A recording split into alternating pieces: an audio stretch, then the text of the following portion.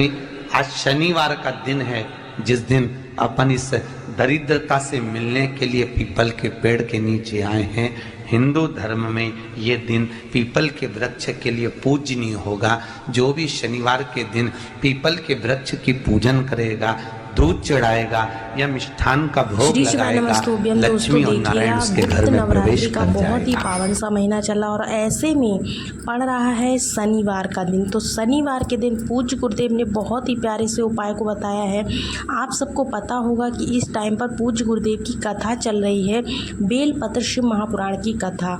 और इस कथा में पूज्य गुरु जी ने गुप्त नवरात्रि के किसी भी दिन से आप हेमवती माता का नाम लेकर के एक छोटा सा उपाय करके देखिए। आपके घर परिवार में चाहे वो कितने भी बड़े कष्ट क्यों ना हो, कितने ही पुराने कष्ट क्यों ना हो, उन कष्टों से आपको छुटकारा ज़रूर मिलेगा।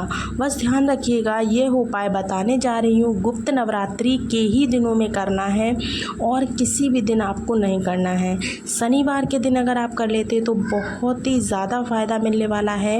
इस उपाय को हमें करना कैसे है, तो सबसे पहले एक छोटी सी बात आपको बता दूँ। इस उपाय को ज़रूरी नहीं है कि आप ये वीडियो लेट देख रहे हैं, 5वें दिन, 6वें दिन, 7वें दिन तो नहीं कर पाएँ, ऐसा कुछ नहीं है। अगर शनिवार को देख लेते हैं तो बहुत अच्छी बात है, नहीं तो आप 9 दिनों में से किसी भी दिन देख लेते हैं, आप इन उपायों को कर सकते हैं। ठीक है ना दोस्तों, तो ये डाउट आपका बिल्कुल क्लियर हो गया होगा।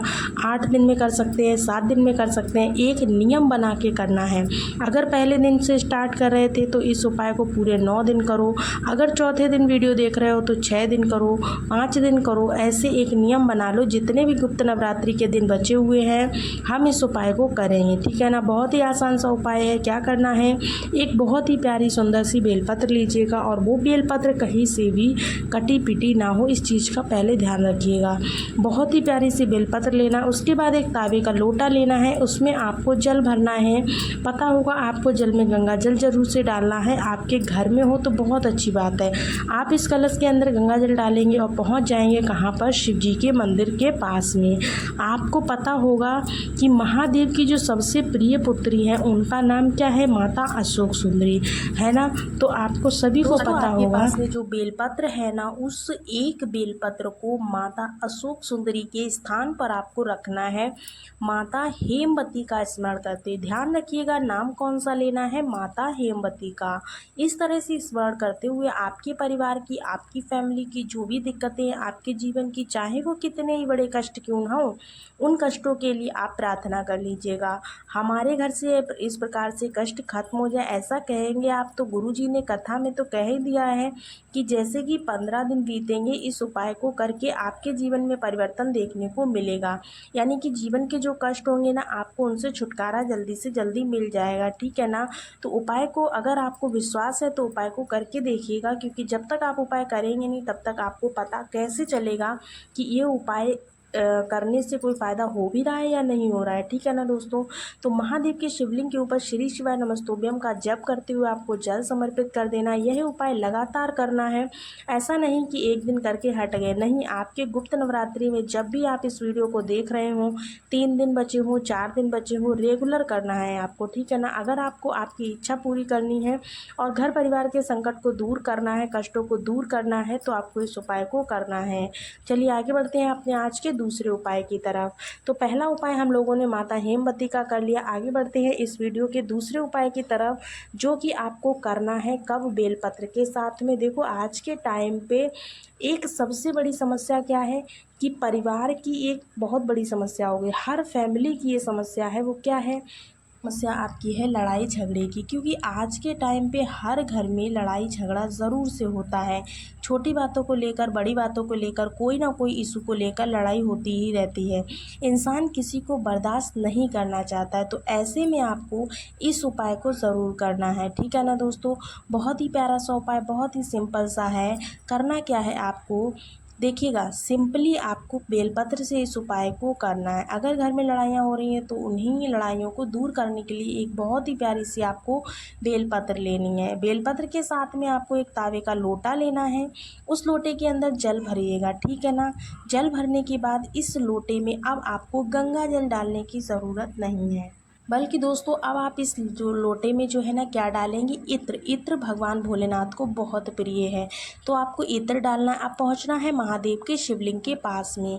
सबसे पहला काम आपको क्या करना है, जो भी व्यक्ति घर में आपके लड़ाई झगड़ा करता है उस व्यक्ति का नाम और गोत्र बोल करके जो इत्र वाला जल है ना उसे आप समर्पित करेंगे, बिल्कुल माता के हस्त कमल पर, ठीक है ना, जिसे हम प्यार से कटी भाग भी बोलते हैं। इसी स्थान पे अब आपको क्या करना है, उस जल को चढ़ाना है। चढ़ा दिया। अब आपको क्या करना है, पास में है बेलपत्र, है कि नहीं, बेलपत्र आपके पास में, उस बेलपत्र को भी आपको इसी स्थान पर समर्पित करना है, यानी माता के कटी भाग पर, ठीक है ना। जब आप जल चढ़ाओगे तो महादेव का एक विशेष नाम है, कौन सा, हाटकेश्वर महादेव। कौन सा है, हाटकेश्वर महादेव का आपको स्मरण करते हुए एक धार से महादेव की शिवलिंग पर जल समर्पित कर देना है। इस आपके तरह से पास में आपको इस उपाय को करना है दोस्तों। साथ ही साथ आपको बता दें जो अगला उपाय है वो आपको कैसे करना है। अगर अगले उपाय की तरफ बात करें तो देखिए सबसे पहले एक छोटा सा काम करना है।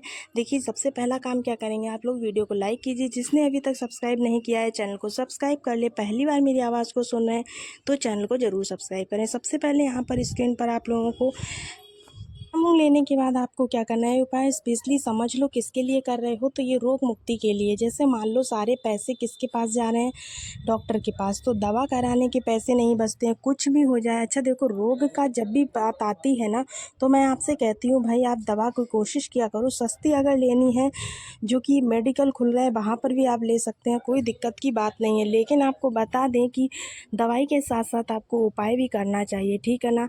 तो आपको दवा असर करती है कि नहीं करती है, ये चीज़ आपको ध्यान में रखनी है। साथ ही साथ आपको उपाय करने के साथ साथ दवाई ज़रूर खानी चाहिए। मूंग के दाने लेने हैं आपको, दाने ज़रूरी नहीं है, कोई भी अनाज ले सकते हो, मूंग ही ज़रूरी नहीं है, गेहूँ ले सकते हो, बाजरा ले सकते हो, चना ले सकते हो, जो भी अनाज आपको मिल जाए सिंपली आपको ले लेना है। उसके साथ ही साथ आपको क्या करना है, उस अनाज के दाने को लेकर के पहुंच जाना है महादेव के शिवलिंग के पास में। मेरी बातों को बहुत ही ध्यान से सुनिएगा जिससे आप चीज़ों को अच्छे से कर पाओ। जैसे ही महादेव के शिवलिंग के पास पहुंचोगे आपको सबसे पहला काम करना है, एक लोटा जल चढ़ाना है। जब आप जल चढ़ाओगे तो जल आपको 2 जगहों पर चढ़ाना है। कहाँ कहाँ पर, सबसे पहले हमें विघ्न को दूर करने के लिए विघ्नहर्ता गणेश के स्थान पर चढ़ाना है। दूसरा जो ये जो शिवलिंग के राइट साइड में होता है पोर्शन वो भगवान गणेश का होता है।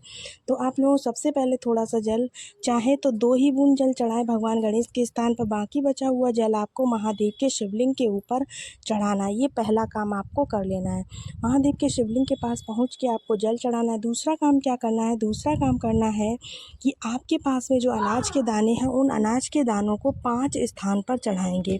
अगर आप गुरु जी की कथा सुनते हो तो वो 5 स्थान कौन कौन से पूज्य गुरु जी ने बहुत अच्छे से बताए हैं। पहला स्थान भगवान गणेश के स्थान पर, दूसरा कार्तिकेय, तीसरा माता अशोक सुंदरी के स्थान पर, चौथा आपको माता के हस्त कमल पर और 5वां शिवलिंग पर अर्पित करना है।